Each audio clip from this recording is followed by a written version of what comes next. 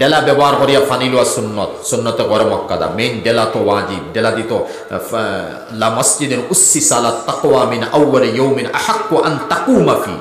আহলে কুবা ব্যবহারে সাহাবী ব্যবহারে ডেলাও ব্যবহার করছেন, ফানিও ব্যবহার করছেন। আয়াত নাজিল হয়েছে পাকিজাগি বেশ।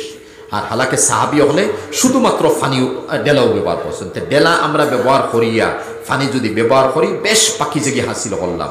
এতে ডেলাকেও ব্যবহার করছেন, পরিপূর্ণ টিস্যু বা ডেলা ফেসাব লইয়া গেছে গিয়া তুমি উজু পড়ো, নমাজ পড়ো, ইহাতকে ইমামতি করে তোমার লাগে যাই যাচ্ছে।